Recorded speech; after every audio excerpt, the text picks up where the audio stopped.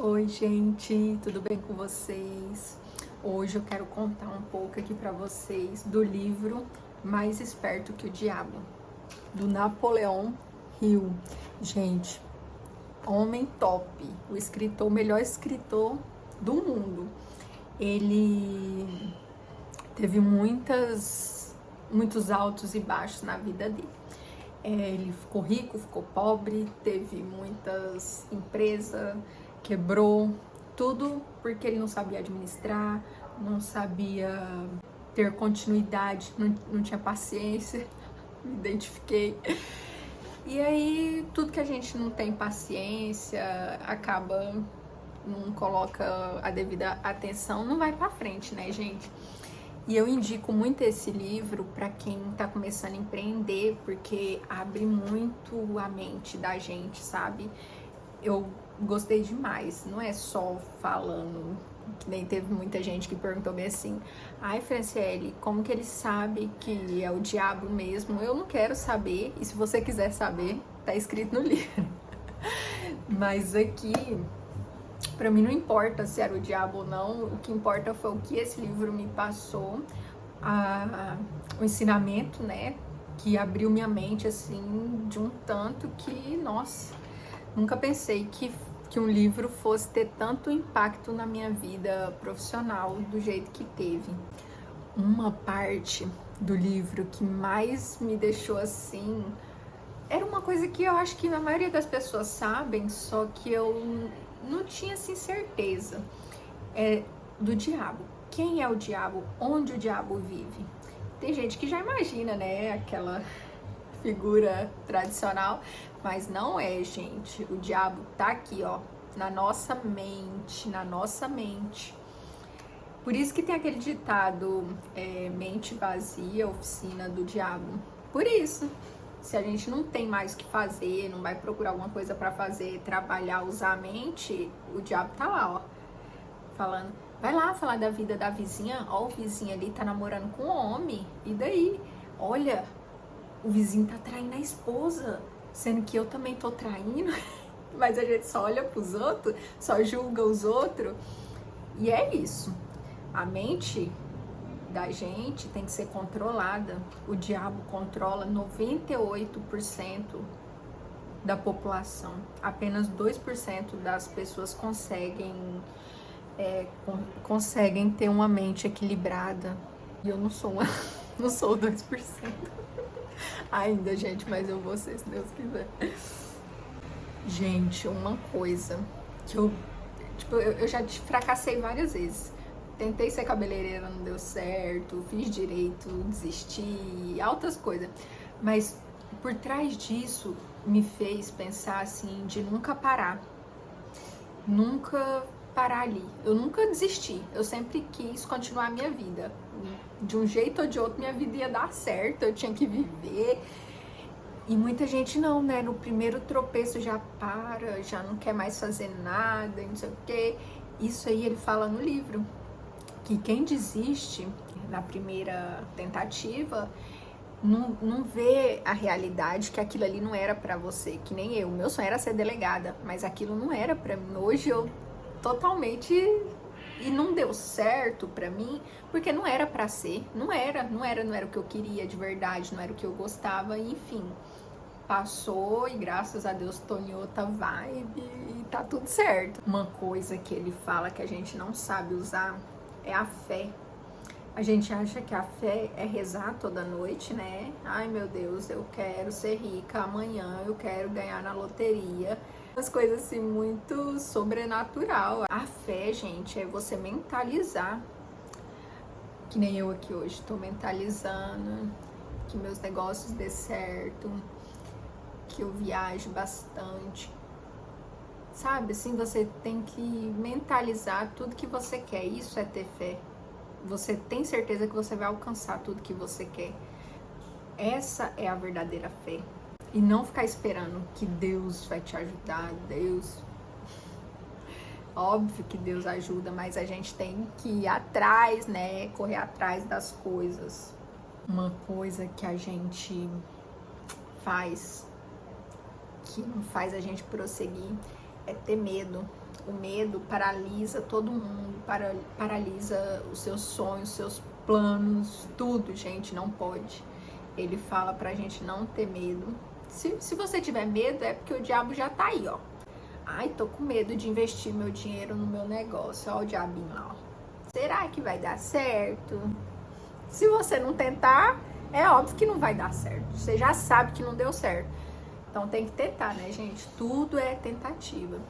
E tem que diferenciar o medo, a dúvida e a cautela.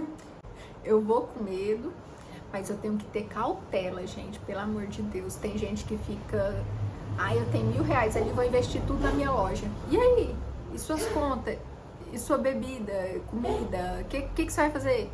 Tem que ter cautela, tem que saber investir, tem que estudar. A gente se subestima, a gente focando nos nossos medos, nos nossos fracassos, ao invés da gente ver realmente o que importa. Uma coisa que ele falou aqui, que eu achei muito interessante, que realmente era o que eu pensava toda vez que eu ia para a igreja, o padre só falava, o padre e o pastor, que eu já fui em 2 igrejas, eles falavam, o diabo quer isso, o diabo quer aquilo, o diabo, tudo era diabo, é culpa do diabo, é culpa do inimigo. E ele fala aqui que eles, os líderes religiosos são os principais, os líderes religiosos são os aliados do diabo, porque ele fica colocando medo na cabeça das pessoas, medo dele. E a gente não pode ter medo do diabo, porque é isso que ele quer que a gente tenha medo dele. E a igreja faz isso, faz e consegue, né, gente? Eu não gostava de ir na igreja justamente por causa disso, que eu ia lá para ouvir Deus, ouvir a palavra de conforto e só falava disso. Eu falei, não, esse lugar não é para mim, eu já me afastei. O diabo é o eletro negativo para os cientistas e Deus é o positivo. Aí fica assim, né? Aí para que lado que você tá? Para que lado você vai? Pro negativo, pro positivo? Para falar de outra coisa também que ele fala é que para falar de Deus tem que ficar provando que Deus existe. Aí Deus existe, Deus faz isso, Deus faz aquilo. Precisa ficar provando. E o diabo não. Todo mundo sabe que o diabo existe.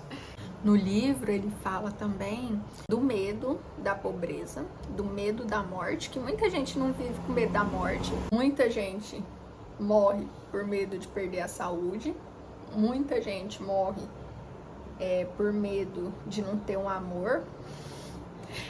Vários medos que a pessoa tem e o diabo controla isso, porque ele sabe quais são os nossos medos. Ele fala pra gente pensar por nós mesmos. Ouve uma opinião, mas tira a sua própria conclusão. Não faz a opinião daquela pessoa absoluta. Faz aquilo por um gás, assim, pra sua vida. Uma coisa que eu achei muito interessante, porque a gente acha que as pessoas ricas têm diabo, né? São demônios, porque são ricas, é soberba, não sei o quê. Mas, pelo contrário, o diabo falou que gosta muito mais da pobreza do que da riqueza. Porque para ser rico demanda esforço, né? Tem que ter uma mente melhor, tem que ter uma mente assim superior, né, para pensar mais, para correr atrás dos seus objetivos, porque para ser rico, o nosso próprio esforço é muito difícil. O que a gente precisa, além de trabalhar, ter conhecimento, porque não é só trabalhar, a gente tem que ter sabedoria, muita sabedoria, e não é todo mundo que tem sabedoria. Tem gente que tem 100 anos e não tem discernimento do que aprendeu, não aprende com os erros, continua ali na mesmice. Tudo isso ele fala no livro. Ele fala muito de propósito. A gente tem que ter um propósito de vida. Não é só viver por viver. A gente tem que ter um propósito e ir atrás dele, correr atrás dele. custe o que custar, você tem que ter um propósito de vida. Não é viver por viver naquela mesmice, é só assistir e ficar em rede social. Você tem que dar um up na sua vida, tem que subir, tem que ir pra cima, gente. Não pode ficar ali parado, que o diabo tá lá, ó. Um conselho que o diabo dá pra você ter determinação, metas definidas, desejo ardente por riquezas materiais e espirituais. Que rapidão, ó, você voa. Eu vou ler algumas partes aqui do livro, gente. Quem quiser comprar, eu vou deixar o link aqui na descrição do vídeo, gente. Esse livro é tudo de bom. Vocês vão adorar. Eu vou ler agora pra vocês umas partes que eu achei mais interessante, tá bom? Na verdade, é uma entrevista que o Napoleon faz com ele, né? Essa aqui foi a que eu achei mais interessante por causa da atualidade que a gente está vivendo. Você diz que corrompeu as mentes dos jovens com álcool e cigarros. Consigo entender como a bebida alcoólica pode destruir o pensamento independente, mas não consigo enxergar de que forma os cigarros podem ajudar na sua causa. Aí o que o diabo respondeu? Você pode não saber, mas os cigarros quebram o poder de persistência. Eles destroem o poder da resistência, acabam com a habilidade de concentração. E é isso que o diabo quer. Não quer que você se concentre, ele quer que você desfoque a sua vida. Eles matam e diminuem a imaginação e ajudam em muitos outros meios para que as pessoas não usem as suas mentes da forma mais efetiva. Você sabia que tem milhões de pessoas, jovens e velhas, de ambos os sexos, que fumam 2 maços de cigarro por dia? Isso significa que eu tenho milhões de pessoas que estão gradualmente destruindo o poder de resistência. Um dia adicionarei ao seu hábito de fumar cigarros outros hábitos destruidores de pensamentos, até o momento exato de ganhar o controle das suas mentes. Hábitos vêm em pares, em trios e em quartetos. Qualquer hábito que enfraqueça a força de vontade de uma pessoa também abre portas para hábitos negativos dominarem a mente da pessoa. O hábito do cigarro não somente diminui o poder da resistência, como também encoraja a persistência, além de enfraquecer outras relações humanas. Um conselho aqui que o diabo dá para pessoas casadas. Ele faz com que os homens e mulheres alienem-se em seus casamentos, sem planos ou objetivos delineados para converter o relacionamento em harmonia. Aqui está um dos mais efetivos métodos de converter as pessoas ao hábito de alienar-se. Faço com que pessoas casadas discutam e brigam sobre assuntos financeiros. Eu as faço brigar e desentender-se sobre a forma de educar as crianças. Faço com que entrem em controvérsias desagradáveis sobre seus próprios assuntos íntimos e em desacordo sobre seus amigos e atividades sociais. Eu as mantenho não tão ocupadas, procurando falhas umas nas outras, que elas nunca têm tempo suficiente para fazer qualquer coisa que pudesse quebrar o hábito da alienação. Isso aqui foi uma coisa que aconteceu comigo, sobre a profissão.